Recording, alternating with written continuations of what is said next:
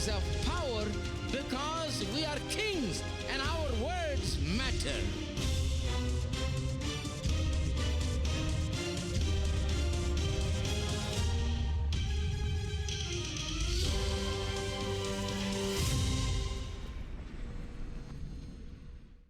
Bible blows your mind because it's the Word of God.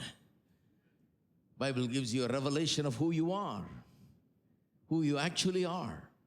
Your mother and father can't tell you who you are. That's why you need more than a mother and father. You need a church. You need a preacher who can preach from the Bible and tell you who you are, my friend. This is a revelation of God.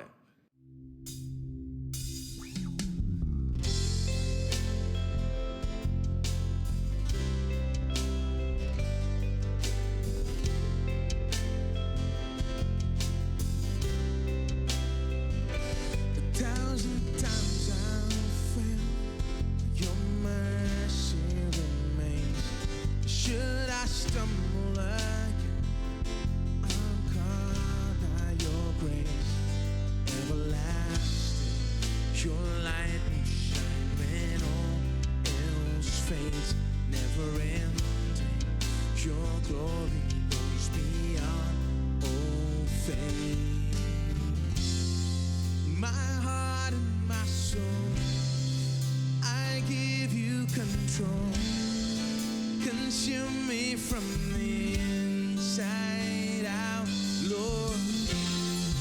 Let justice and praise become my embrace, to love you from the inside out.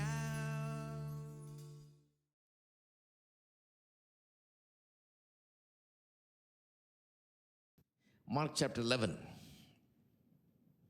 Mark chapter 11. We're still in the great passage that teaches us faith.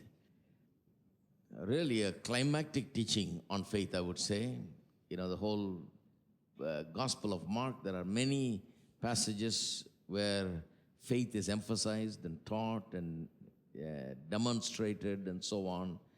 But then finally it comes down to chapter 11, where a climactic statement is made about faith by none other than Jesus himself. Verse 23 says, "For assuredly I say to you, whoever says to this mountain, be removed and be cast into the sea, and does not doubt in his heart, but believes that those things he says will be done, he will have whatever he says." Now this is such a weighty statement that there's so many things involved here. When he said, "Whoever shall say to this mountain, be thou removed, be thou cast into the sea," and if you don't doubt in your heart, it'll be done, he says. That means this is talking about a certain authority that anyone who believes has. Whosoever here refers to a whosoever who believes, because it's talking about believing and not doubting. So it's not just whosoever, it's a whosoever of someone who believes.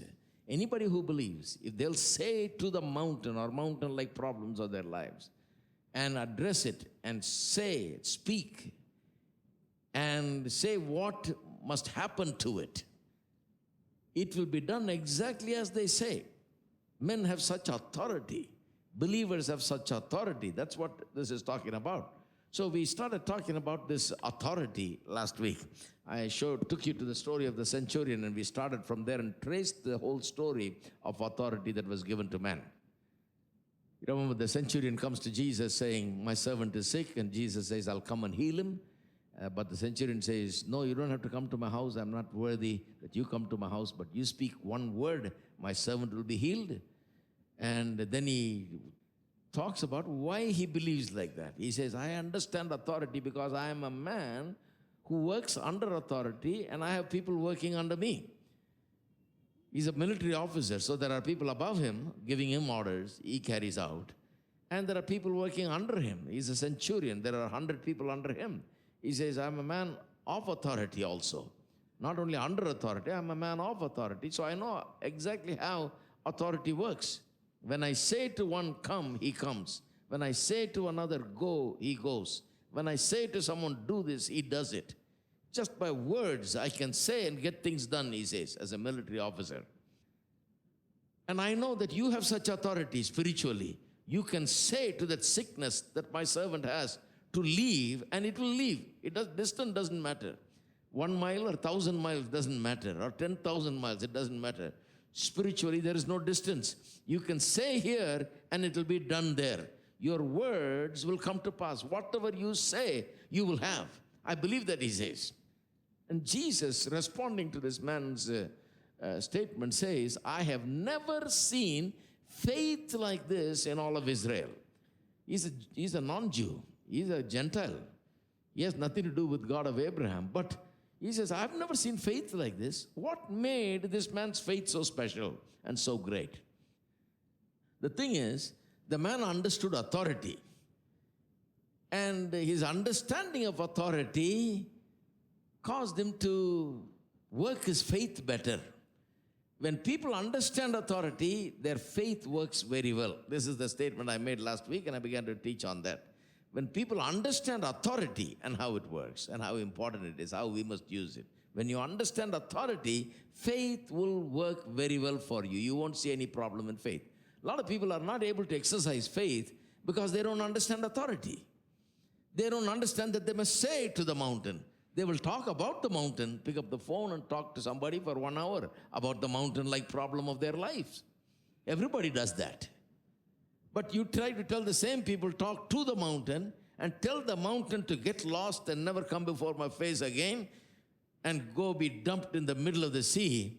Tell the mountain-like problem what must happen to it. If you tell some Christians, they'll look at you funny. They'll probably turn you into a mental hospital, because they think something is wrong with you, because they think that is not Christianity. What do you mean? Talk to my problem? I'm talking about my problem, not talk to my problem. That's the problem, you see. People talk about their problem, but they never talk to their problem. And they're not, therefore, able to exercise faith. Why they don't talk to their problem is because they do not understand that they have authority. They don't understand if they would talk to the problem will get lost. If you talk to the problem and tell it to go and be thrown into the sea and never come before your eyes, it will happen exactly as you say. They don't believe it. You know how many people say that Mark 11:23 is the work of someone who just slipped it in the middle of some story? Some other thing is going on here, and somebody with their own agenda slipped this in here.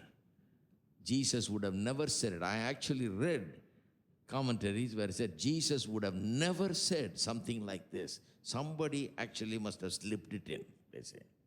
They can't believe. That is why I went all the way to the beginning. I showed you that God made man, and when he made man, he gave him authority to subdue and dominate. Be fruitful, multiply, replenish, subdue and dominate. That is how God made man. He blessed him with these blessings. He made man to subdue and dominate. Authority was given to man in the beginning. Man was supposed to rule. Psalm 8 talks about it in a wonderful way. He says, you have made him just a little lower than God, actually. And in English translation, some translations say lower than angels, but it's wrong, actually. The word angels, translated angels, in Hebrew, if you look at it, it's Elohim. Elohim is a word that means God. In the Genesis 1, verse 1, if you read, it says, in the beginning, God created. You know how it comes in the Hebrew? It says, in the beginning, Elohim created the heaven and earth. Elohim is a word that refers to God. So actually, the psalmist is saying, you have created man. See how we are misled by some translation sometimes, some translation problem. It says, you have created him a little lower than God himself. They've changed it to a little lower than angel because they couldn't believe that it must be saying that you're created lower than God, just lower than, you're number 2, basically, in the whole scheme. You're the number 2 person. And as far as the earth is concerned, you are the number 1 person. Everything is under you and you are under God. That's the equation. This is how man was created. And the angels are not above us. Hebrews 11:14 says, Hebrews 1:14 says Angels are nothing but ministering spirits that are there to minister to the heirs of salvation. We are the heirs of salvation. They are there to serve us, minister to us. Who's better then? Who's bigger? Psalmist is astonished. He says, when I see your wonderful works, I was amazed. Then he says, but then I see man. What is man that thou art mindful of him? What is man that thou visitest him? He says, I see your mountains and the hills and the ocean, the sun, moon, and the stars. They're so wonderful. But when I see man, he looks very ordinary. But you are mindful of him. Your mind is full of his thoughts. You're always thinking about man. You care about man. And you visit man. You sent your son into the world for man. I can't believe that, he says. Then he says something very amazing. I'm quoting Psalm 8. Sorry, I don't have the time to read it, but you can read it. It says, you have crowned him with glory and honor. These are not my words. Don't say that Sam Chaladurehina. No. Psalm 8. You have crowned him with glory and honor, David says. You have crowned him with glory and honor and placed everything under his feet. Hello? Then why wouldn't Jesus say, speak to that mountain? That is the basis. The basis is Genesis 1, where God made man to subdue and dominate everything. God crowned him. Who do you crown? You crown a king. And what does a king do? A king rules and reigns over everything. He's over everything. God made man to be the prince of this world, the king over all things, to rule and reign over all of his creation. Except God, he can rule over everything. Hello? Nothing about man except God. Everything, all of God's creation is subject to man. That's the way the Bible presents it.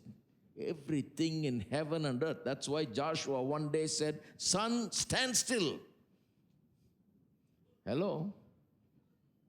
For people that don't like talking to mountains, here is a man that's talking to the sun. He wanted more light, he wanted a couple of hours more light. It was getting dark and he was engaged in a battle, very serious one. So he looked at the sun, it was going down. He said, no, stand still. And the sun stood still until he was finished. Hello? Are you there? People are saying, my God, man, what is this? Well, I'm preaching the Bible. Bible blows your mind because it's the Word of God. Bible gives you a revelation of who you are, who you actually are. Your mother and father can't tell you who you are. That's why you need more than a mother and father. You need a church. You need a preacher who can preach from the Bible and tell you who you are, my friend. This is a revelation of God. It's about who you are truly and what your capabilities are. So people are not able to exercise authority, and they don't understand authority. That's why they're not able to exercise their faith. Problems come, mountain-like problems come and press upon them, weigh down upon them, pull them down, pressurize them, squeeze them. They just, you know what most Christians say? I'm just a human. They also sing that. I'm just a human. They like that song. I'm just a human. What to do? As if human is the lowest thing on earth, the dirt of the earth, the scum of the earth, they think human is nothing. But human is the highest. That expression, I'm just a human, itself is terribly wrong, misleading. Should never say, I'm just a human. God created man in such a way that he crowned him with glory and honor and put everything under his feet, under his authority. Everything. The sun, moon, and the stars, everything in heaven and earth, everything that is part of God's creation in the whole of universe, not just this earth. In the whole of universe. That's why man is not sitting tight in his house. But once he's got a house, he wants to go to the moon. See if he can build a house there. Because he says, that's also my place. At least I must go and see what's happening there. So, understanding authority makes you to exercise faith easily. When you understand authority, you'll become like this man. But you can go one step more than this man. This man understood that if Jesus spoke, something will happen. I want you to understand today that if you spoke, something will happen. And Jesus wants you to understand that if you spoke, something will happen. That's the whole point. Even that man's faith, Jesus said, so great. If you understand this, I'll tell you, you would have arrived, my friend, that if you spoke, it will happen. If you can understand that, that is what Christianity is all about. That is what the Christian faith is all about. This, the Christians only have problem with it. All the non-Christians that are hearing me, they say, you are absolutely 100% right, sir. But you ask the Christians, they have a problem. That I don't agree with this man. Who are we? We are nothing but dirt and a worm and no good rotten thing in this world. You know, Christians have a problem with it. They don't like me because I preach this. Non-Christians love me for this exact same reason. They want to hear me. They say, you are exactly right. You are absolutely right. I believe what you're saying. Preach it. Preach more. Hello. Are you there? So a long time ago, I stopped preaching just for Christians. That's why we have such a wonderful non-Christian crowd coming to our church even, because, you know, this is what true Christianity is all about. Christianity is about the fact that God made us. What did He made us to be? And how did we become the way we are through sin? And what salvation is, and how Jesus came and died to save us, to bring us back once again to the same. This is what the cross and everything is all about, you know. This is what the whole message of the gospel is all about, you know. So a lot of people have problem with talking to the mountains. They'll talk about the mountains, but not to the mountain.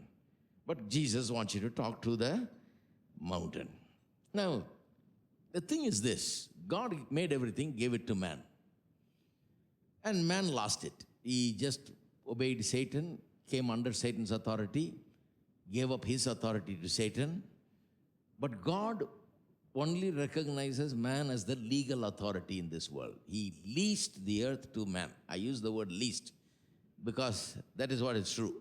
Because in Psalm, I don't have the time to read, but I'll just refer to it. Psalm 115 verse 16, it says that God gave the earth to man. The heavens are the Lord's, but God gave the earth to man. Chapter 24 in Psalm 24 verse 1 says, the earth and the fullness thereof belongs to the Lord. Now these two things seem exact in opposition to one another, the two statements. 1:15-16 says, God gave the earth to man. 24:1 says, the earth and the fullness thereof belongs to the Lord. Now let me ask you, does it belong to the Lord or does it belong to man? One says it belongs to man, another says it belongs to God. Which one is true? You won't be able to reconcile the two without this idea of leasing. When I lease a land to somebody, it is still in my name. I'm the owner. But I may lease it out for 5 years to somebody to do some agriculture or whatever they want to do with it. 5 years I lease it to a man. I'm still the owner. But for that 5 years or 50 years or whatever, the period of that lease, that man virtually becomes the owner, right? So that I can't even go and do anything in the land anymore because I don't have any rights in the land apart from the fact that I'm an owner. I have legally leased it to him so that he has all the rights to operate from that land and do things in that land. Now what God did was something like this lease idea. That's why when Jesus came into this earth, in Mark chapter 12, there is a story that begins like that. The language is very helpful for us to understand this leasing idea. Jesus told a story, as he was used to telling parables, he told this parable. He said, then he began to speak to them in parables, it says, 12:1. A man planted a vineyard and set a hedge around it, dug a place for the wine vat, and built a tower. And he leased it to the vine dressers and went into a far country. This is a story. What is the story? What is the story of humanity? A man planted a vineyard. Remember God planting a garden? In the beginning, the Garden of Eden, God made this earth and made a special garden for man, prepared everything. Man planted a vineyard and set a hedge around it. Set a hedge around it. Made a place for the wine vat and built a tower, made all the provision, nothing missing, everything is ready. It can produce a lot of wine. So he's got a big tank to hold it, and everything is there. And he gives it on lease. He gives it to Adam. That's exactly what happened. He leased it. Only in that way you can understand Psalm 115:16 and Psalm 24:1. It belongs to God, yes. The earth is the Lord's, sure. But God has given it to man. That is also right. Yes, it is God's. God is the owner, but he has given it to man. He has put it under man's authority. He has leased it to man literally. He has given it under the care of man. This is what has happened. Now, that is why when man sinned, God couldn't immediately come and pick up, God, when man sinned, some people say, why couldn't God, after all, he picked up some mud, some clay, and made man out of it and breathed into his nostrils the breath of life, and he became a living soul. That's how God created man, out of the dust of the ground, and breathed into him. Why can't he just reach into the same ground, take a little more mud, and make one more man, the second Adam, and breathe into his nostrils and make another man? Forget about this fellow, this other Adam that failed. Leave him alone. God could have just reached into the earth and took some more mud and made one more man. But God couldn't do it because the earth was not anymore a place where he could do whatever he wanted, whenever he wanted. He has given it to man, remember. Now the legal way to operate for God is only one way. That is to work through a man, because man is the legal authority. He's the rightful owner. He's the rightful person to operate on this earth. So anything that God wants to do on this earth, he's got to come in here legally and do it legally and operate legally on this earth. Now, that is why Jesus, God's Son, the second person of the Blessed Holy Trinity, the second person of Trinity, the one who was equal with God, the Bible says, came down in the form of a man.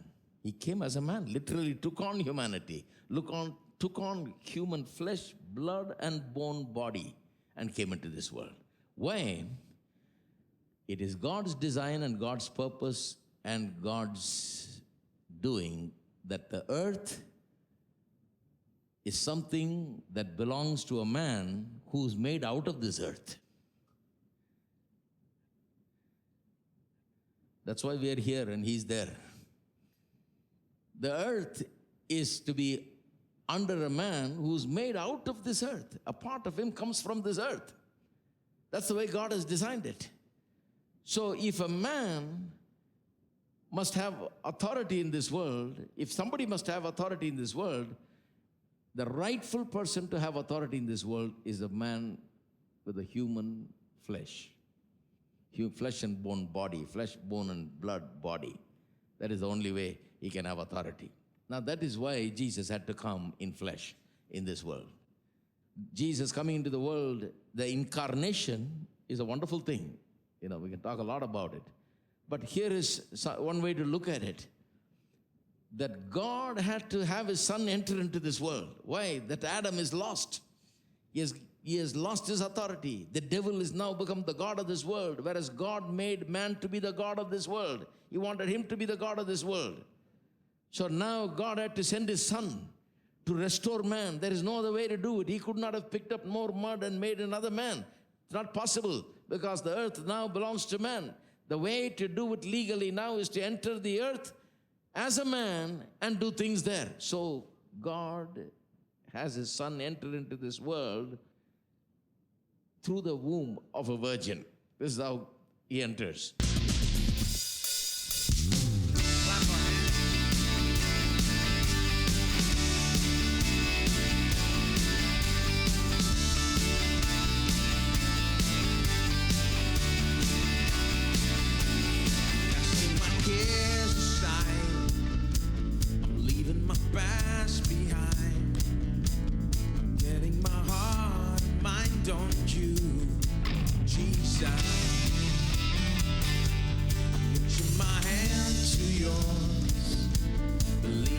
so much more. Knowing that all you have in store for me is good. It's good. Today's the day you have made. I will rejoice and be glad in it. Today's the day you have made. I will rejoice and be glad in it. I won't worry about tomorrow. Trusting what you say. Today's the day. Today's the day. Fears aside, I'm leaving my doubts behind.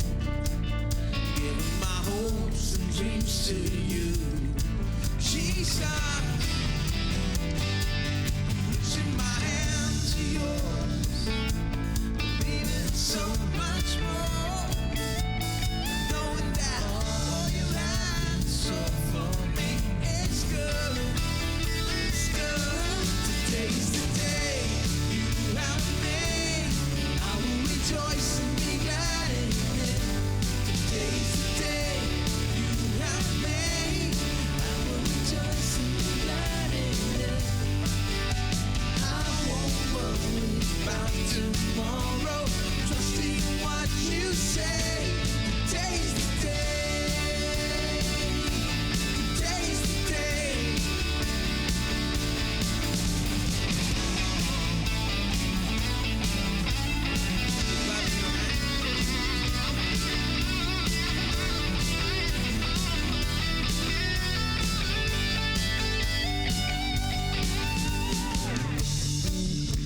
Everybody, we're going to sing this little portion. You repeat after us.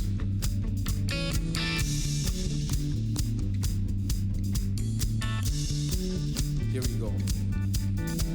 I will stand up on your truth. Everybody. I will stand up on your truth. All my days I'll live for you.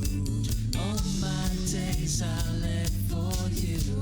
I will stand up on your truth. I will stand up on your truth. All my days I'll live for you. All my days I'll live. Today's the